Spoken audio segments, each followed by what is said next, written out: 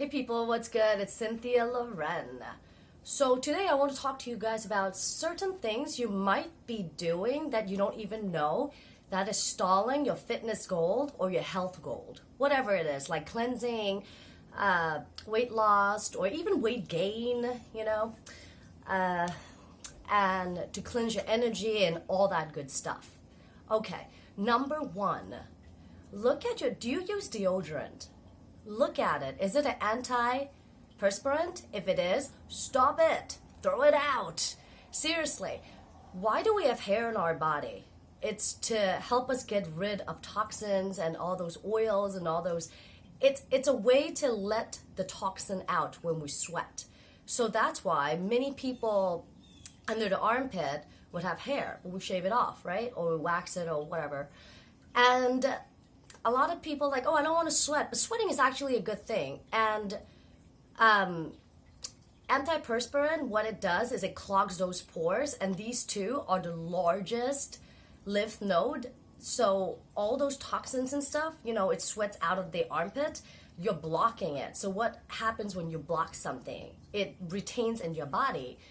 So no matter how many cleanses you do, if you're blocking your sweat glands and all your pores and everything, you're not really doing yourself a favor. You're just keeping the toxins in. So what ended up happening is it might trigger an immune system sort of reaction, and then you feel like, oh, I don't feel so well, or I feel sluggish, but I'm not sick, and all that stuff. Second, I know I'm going to get prosecuted by this, but too much caffeine. I live in New York. And lots of people, instead of getting water, they would get coffee. And they would stay caffeinated all day long.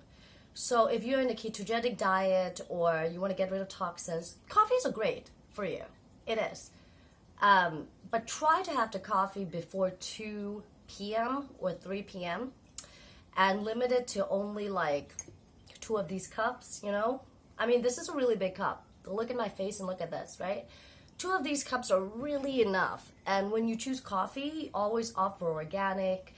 You want more caffeine, it's light roast. The less roasted they are, the more caffeine there is in it. I used to think blondes doesn't have that much caffeine in it because it's light. But no, it's actually the contrary. The more you cook the coffee, the less caffeine there is.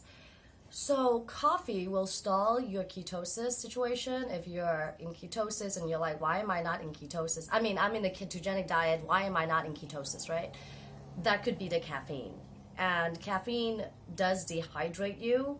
It also hydrates you and dehydrates you. So if you do too much of a good thing, it turns into a bad thing. So don't do too much of it. 2 cups is enough. Because coffee is amazing for memories. Studies have shown that it slows down Alzheimer's and increases memory ability to memorize things, and it clears up your channels and everything. So coffee is actually really good, but don't abuse it is all. Third, are you not sleeping enough?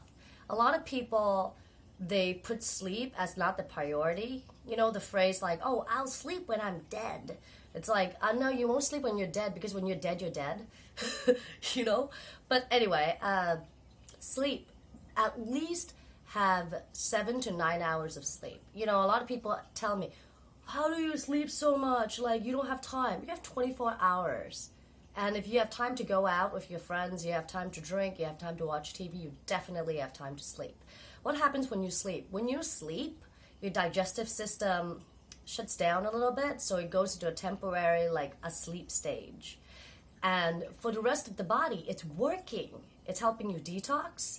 That's why before you go to bed, if you put a face mask on and you wake up in the morning, your face is more hydrated than if you would have put a face mask in the middle of the day or in the morning and then you go outside, because everything is functioning. So the body really doesn't have time to do extra stuff while powering you to go through the whole day. So at night is where all the recovery, restorative things happen, right?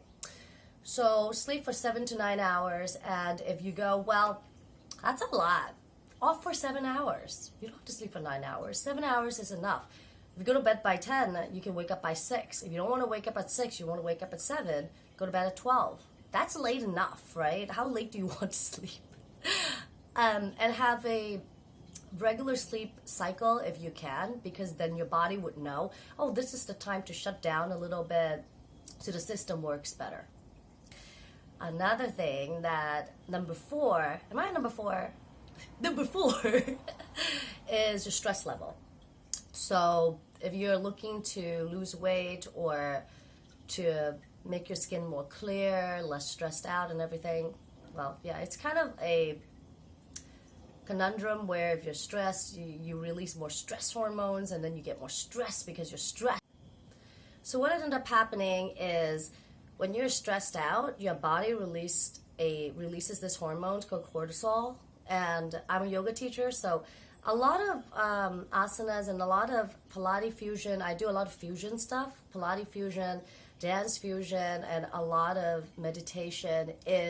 My goal is to bring down the cortisol that is contributing to belly fat gain, where your belly, okay, so when cortisol is released, cortisol is actually a good thing, but it's just so triggered so often now. Before it used to be, oh, I didn't have food, so my stress level is up, so therefore my body's retaining all these fats and fluids just in case there's a famine or something.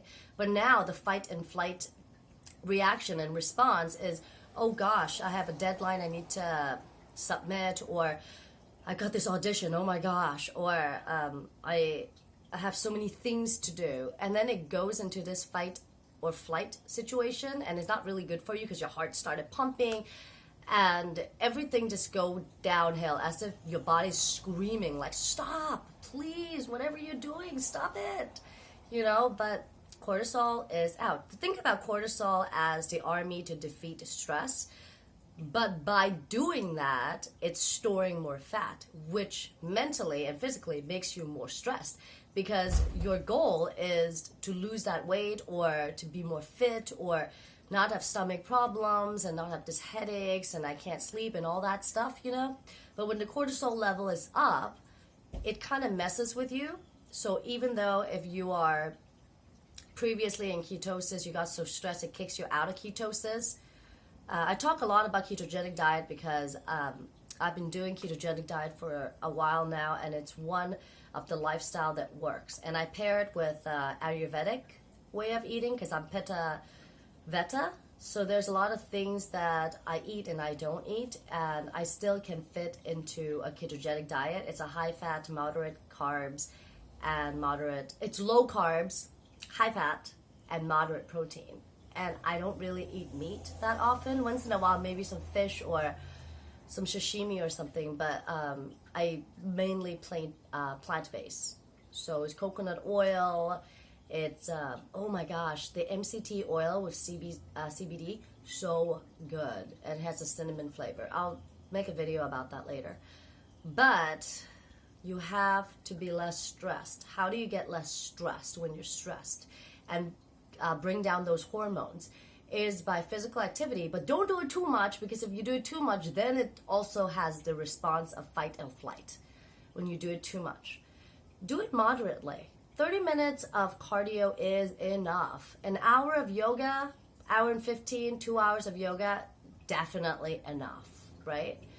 HIIT is also good. You can only do like 20 minutes is enough for HIIT or anything like that. Or heavy cardio, 20 to 30 minutes is really enough. Or you can go on the bicycle. As you can see, I have a bike machine at home for the days that I'm like, I taught a lot, or I've been running up and down town and I don't want to stress out. I just want to relax, maybe listen to Swami talk, or listen to some scriptures or something that enlightens me, or some lesson, or learn German or something.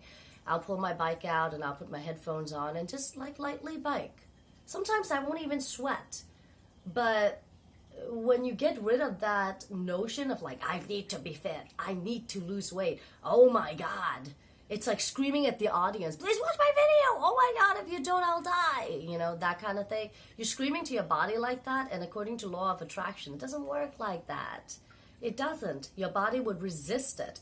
There will be resistance. the more you resist something, the more it wouldn't work out. The more you accept it and just be like, okay, so now what? Then everything works, right? Okay.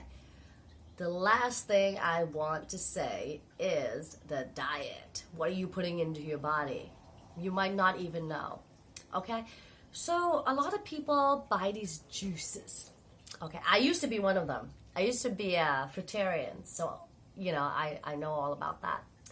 So people used to buy, a lot of people I know, they said fitness, I want to be fit and everything. I want to cleanse.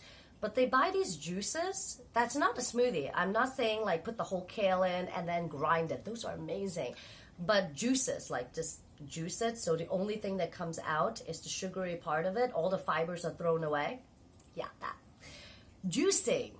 Guys, stop juicing. Unless it's wheatgrass juice or some green juice or something. But juicing, it doesn't cleanse you. It just doesn't, because it's full of sugar.